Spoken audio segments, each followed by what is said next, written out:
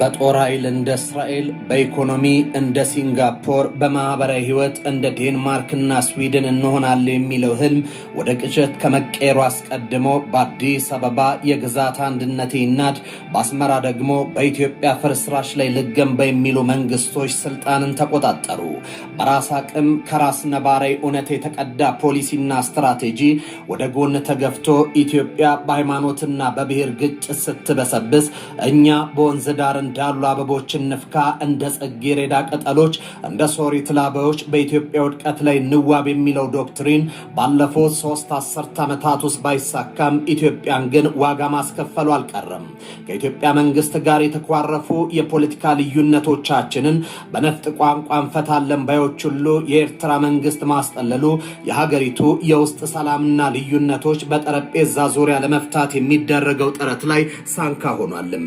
የአንድ ሀገር ልጆች የሐሳብ ልዩነቶቻቸውን በአፈሙዝ ላንቃዎች እንዲያርሙ ቀለብም ቀለሃም መስፈር ቋሚ የውጭ ግንኙነቱ አምዶ ነው ቆይቷልም። እርግጥ ኢትዮጵያ ይህ ነገር አንድ ቀን ይቆማል የሚል ሐሳብ ነበራት። ኢትዮጵያ ኤርትራ በኢትዮጵያ ሜጋ ፕሮጀክቶች ላይም ድርሻ ይኑራችሁ፣ ከመገዳደር እንደራደር፣ ድንበር ላይ ጠመንጃ ይዞ ከመገማሸር ወንበር ስበን እንደራደር የሚለው የኢትዮጵያ ሐሳብ ገዢ አላገኘም። ጤና ይስጥልኝ። ይህ ኢትዮ መልህቅ ነው። በመልህቃችን የኢትዮጵያ መንግስት ትዕግስት ዳርቻ እንዳለው የውስጥ ሰላሙ በውጭ ኃይሎች እየተበጠበጠ እንደማይቀጥል ይፋ ማድረጉን በተመለከተ ቅኝት እያደረግን እንቆያለን። አብራችሁን ቆዩ።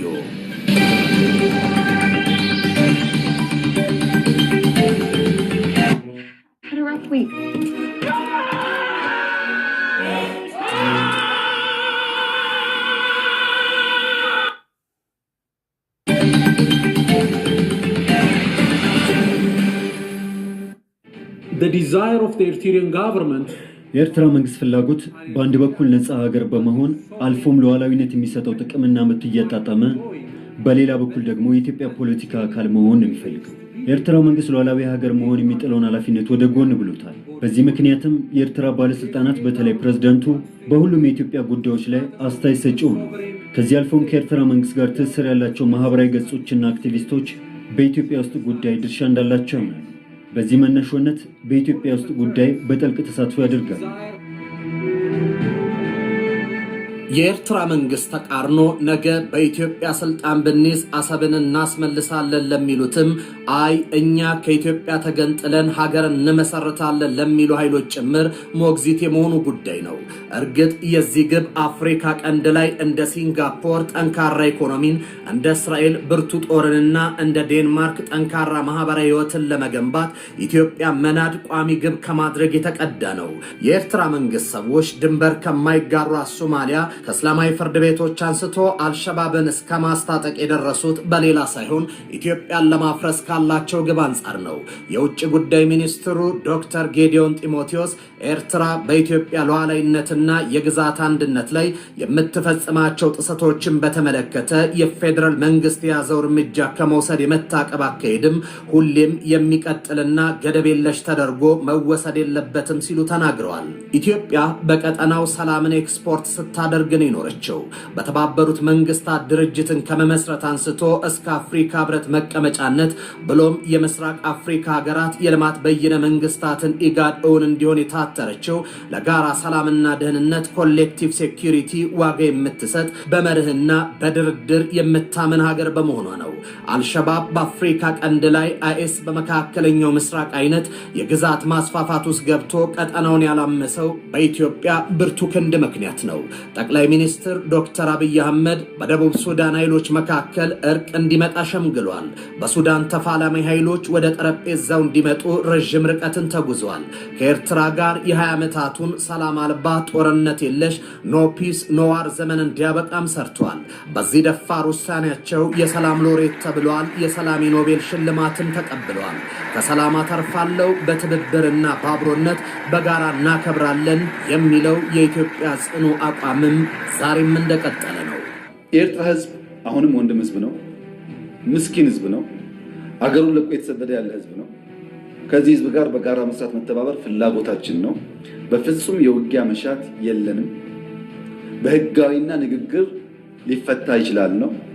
ለብዙ ሀገራት በተናጠል ተናገር ያለው ምክር ቤት መስማት ከፈለገ ግን ለአሜሪካ፣ ለቻይና፣ ለራሻ፣ ለአውሮፓ፣ ለአፍሪካ አሁን በተከበረው ምክር ቤት መግለጽ የፈለገው ነገር የኢትዮጵያ የቀይ ባህር አክሰስ ጉዳይ አይቀሬ ስለሆነ ቅድሚያ የሚሰጠው ሰላምና ንግግር ስለሆነ እባካችሁን ሸምግሉንና መፍትሄ አምጡልን። በኤርትራ በኩል ይህ የለም። በጋራ እናልማ የሚለው የኢትዮጵያ መንግስት ጩኸት ጆሮ ዳባ ልበስ ተብሏል። የሀገራቱን ግንኙነት ህጋዊ እናድርገው፣ በህጋዊ የንግድ ማዕቀፍ እንምራው ከሚለው ሐሳብ ይልቅ ኮንትሮባንድ ነው የሚያዋጣን በሚል የኢትዮጵያ ጥረት እንዲከሽፍ ተደርጓል። ይህ የቆየ የፕሬዝደንት ኢሳያስ መንገድ ነው። ዛሬም በሁለቱ ሀገራት ግንኙነት መስመር ሆኖ እንዲቀጥል የሚፈለገውም በኢትዮጵያ ፍርስራሽ ላይ የሚገነባ የውብ ሀገር ሐሳብ ነው። ጠቅላይ ሚኒስትር ዶክተር አብይ አህመድ የህገወጥ የሰዎች ዝውውር፣ ሐሰተኛ የገንዘብ ህትመትና የህገወጥ የኋላ አገልግሎት ኢትዮጵያን ለማጥቃት የተመረጡ መንገዶች ናቸው ሲሉ በቅርቡ ተናግረዋል። የውጭ ጉዳይ ሚኒስትሩ ዶክተር ጌዲዮን ጢሞቴዎስ ይህ የፕሬዝደንት ኢሳያስ ዶክትሪን ውጤት ነው ሲሉ ይገልጹታል። ይህ ዶክትሪን የኤርትራ ራሷን በራሷ የምታስተዳድር ሀገር ሆነ የመቀጠል ጉዳይ በኢትዮጵያ የጸጥታ መደፍረስ፣ መከፋፈልና አለመረጋጋት ላይ የተመሰረተ ነው ሲሉ ያብራሩታል። ከዚህ ባሻገር በዚህ ሐሳብ መሰረት ኤርትራ በኢትዮጵያ ላይ ተንተራሰች፣ የኢትዮጵያን ጉዳይ የጋራ የኤርትራ ጉዳይ ግን የኤርትራ ብቻ እንዲሆን ታስቦ የተሰራ ነው። በአጭሩ ኤርትራ የኢትዮጵያ ተቀጽላ አድርጎ ለመጠቀም ከሚፈልጉ አካላት የመነጨ ነው ሲሉ ይገልጹታል። The Syrian governing class believes that የኤርትራ መንግስት የሚያምነው ኤርትራ በኢትዮጵያ ኢኮኖሚ ላይ ድርሻ እንዳለው ነው። ይህም ኤርትራ የግላችን ኢትዮጵያ ግን የጋራችን ናት ከሚል አስተሳሰብ የተቀዳ ነው። ይህ እውነት የሁለቱ ሀገራት ግንኙነትን ሲወስን አልፎም የግጭት ታሪክ አካል መገለጫ ነው። ህገወጥ ድርጊቶች፣ የህግ ጥሰቶችና በዝባዥ የንግድ ስርዓቶች ከ1990 ጦርነት በፊት የነበሩ ልምዶች ነበሩ። ይህን እውነታ ዛሬም ለመድገም እየተሞከረ ነው።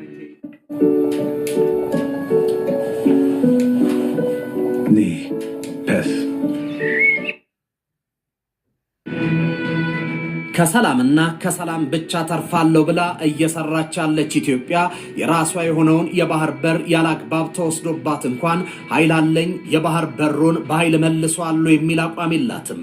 ዛሬም የኢትዮጵያ እጆች የሰላም የዘንባባ ዝንጣፊን የሚወዘውዙ ናቸው። ይህ የኢትዮጵያ መንግስት የታወቀ ዶክትሪን ነው። በኤርትራ በኩል ይህ በተቃራኒ ይሰላል። ባለፉት 7 ዓመታት እንኳ በኢትዮጵያ የህዳሴ ግድብ ተጠናቆ ሲመረቅ፣ የጋዝ ፕሮጀክት ይፋ ሲደረግ፣ የኒውክሌር ኃይል ግንባታ ፕሮጀክት አሃዱ ሲባል፣ የማዳበሪያ ማምረቻ ግንባታ መሰረት ድንጋይ ሲጣል፣ በኤርትራ ደግሞ የጦር አውረዳ ታሞ ሲመታን የሰነበተው በቀድሞ የትግራይ ክልል ርዕሰ መስተዳድር አቶ ገብሩ አስራት ገለጻ መሰረት ኢትዮጵያ በኤርትራ መንግስት ላይ ህጋዊ የሆነ ራስን የመከላከል እርምጃ መውሰድ የሚያስችላት ወንጀሎች ሁሉ ተፈጽመውባታል ይላሉ። የውጭ ጉዳይ ሚኒስትሩ ዶክተር ጌዲዮን ጢሞቴዎስ ይህንኑ ያረጋግጣሉ። ኤርትራ በኢትዮጵያ ሉዓላዊነትና የግዛት አንድነት ላይ ከፍተኛ ትንኮሳና ጥሰት ፈጽማለች የሚሉት ሚኒስትሩ የኤርትራ መንግስት በመንግስት ላይ መሳሪያ ላነሱ ቡድኖች የቁሳቁስ ድጋፍ በማቅረብ በኢትዮጵያ ውስጣዊ ጉዳይ ጣልቃ እየገባ መሆኑን ይጠቅሳሉ። በርካታ የአፍሪካ ቀንድ ተንታኞች እንደሚያስረግጡት የኤርትራ መንግስት አሸባሪ ድርጅቶችን የሚረዳው ኢትዮጵያን በማመሱ ፕሮጀክት ይረዱኛል በሚል ነው። ይህ ብቻ አይደለም። ዛሬ በኢትዮጵያ ውስጥ ያሉ የትጥቅ ትግሎች በኤርትራ መንግስት ይዘወራሉ። ዶክተር ጌዲዮን እነዚህ የአስመራ መንግስት እንቅስቃሴዎች ኢትዮጵያ ራሷን የመከላከል ህጋዊ መብቷን ለማስከበር በቂ መሰረት ናቸው ሲሉ ይገልጹታል። ሆኖም መንግስት በጉዳዩ ላይ እርምጃ ከመውሰድ እንደታቀበ ያስረዳሉ። ኢትዮጵያ በሉዓላዊነቷና በግዛት አንድነቷ ላይ ከፍተኛ ትንኮሳና ጥሰት እየተፈጸመባት ቢሆንም ራሷን የመከላከል ህጋዊ መብቷን ተግባራዊ ከማድረግ በመታቀብ ላይ ነች ሲሉ የመንግስትን አቋም ያሳወቁት የውጭ ጉዳይ ሚኒስትሩ ዶክተር ጌዲዮን ጢሞቴዎስ ይህንን የአጸፋ ምላሽ ከመስጠት የመታቀብ አቋም ሁሌም የሚቀጥልና ገደብ የለሽ ተደርጎ መወሰድ እንደሌለበትም ያሳስባሉ። ኢትዮጵያ መንግስት በዚህ ፖሊሲ የሚጸናው እስከሚችለው ድረስ ብቻ ነው ሲሉ አስረድተዋል። ዶክተር ጌዲዮን የቀጠለው የኤርትራ ጠባጫሪነትና ትንኮሳ ከዚህ በላይ መታቀብን ይበልጥ አስቸጋሪ አድርጎታል ሲሉ ገልጸዋል። Another problem is the tendency of the Eritrean leadership.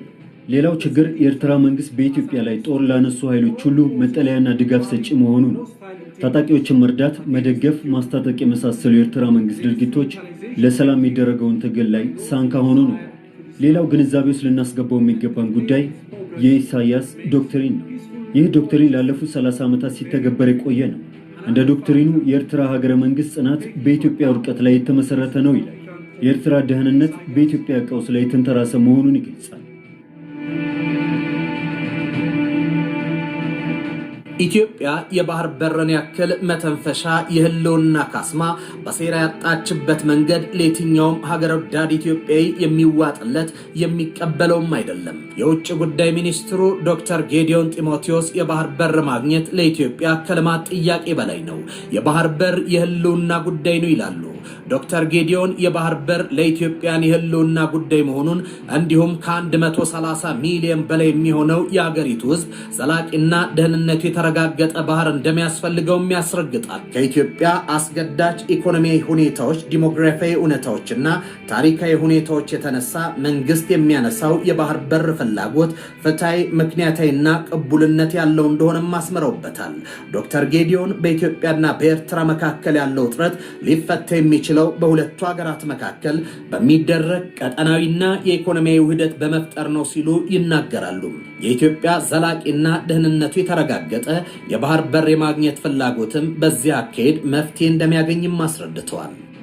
For most of the current generation of Ethiopians, Eritrean statehood is a given. የአሁኑ የኢትዮጵያ ትውልድ የኤርትራን ሉዓላዊነትና ነፃ ሀገርነትን ይቀበላል። ኢህአዴግ መሩ መንግስትም ይህ እንዲሆን ሰርቷል። ነገር ግን አብዛኞቹ የኤርትራን የሀገርነት ጥያቄን የሚቀበሉ ወገኖች ኢትዮጵያ ከቀይ ባህር መገለሏ ፍትሃዊ ያልሆነና ተቀባይነት የሌለው እንደሆነ በጽኑ ያምናል። በ1985 ላይ ኢትዮጵያን የባህር በር አልባ ያደረገው ውሳኔ ዛሬ ኢትዮጵያን የኢኮኖሚና የደህንነት ስጋት የተጋረጠባት ሀገር እንድትሆን አድርጓታል። ይህ የኢትዮጵያ ህጋዊና ፍትሃዊ በሰጥቶ መቀበል መርህ ላይ በድርድር የጋራ ተጠቃሚነት መሰረትን ያደረገ እንደሆነ የውጭ ጉዳይ ሚኒስትሩ ዶክተር ጌዲዮን ጢሞቴዎስ አስረግጠዋል። Step 1, choose your coffee with just one touch. Okay. Step 2, there is no step 2.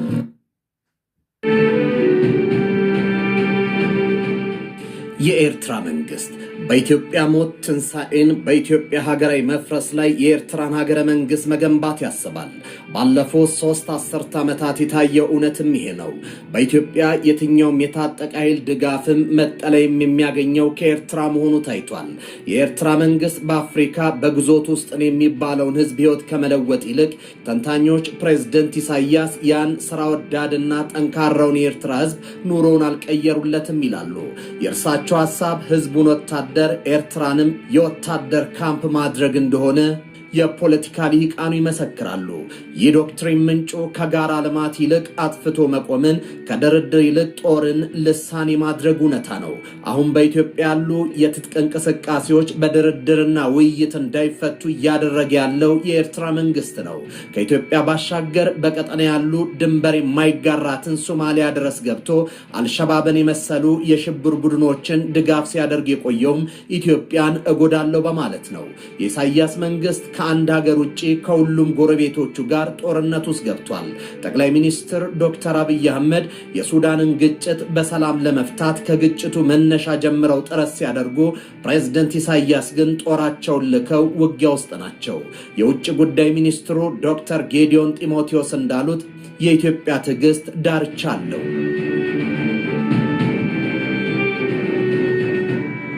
የተከበራችሁ ተመልካቾቻችን የዛሬ ኢትዮ መልሕቅ ዝግጅታችን እዚህ ላይ አብቅቷል። በተከታይ የኢትዮ መልሕቅ ዝግጅቶቻችን ላይ በባህር በር፣ በብሔራዊ ጥቅም፣ በህብረ ብሔራዊ አንድነትና በሀገራዊ ሁለንተናዊ እድገትና በቀጠናዊ ወቅታዊ ጉዳዮች ላይ ያተኮሩ መሰናዶችን ወደ እናንተ እናቀርባለን። በያላችሁበት ሰናይ ጊዜን በመመኘት የዛሬ ዝግጅታችንን እዚህ ላይ ቋጨን።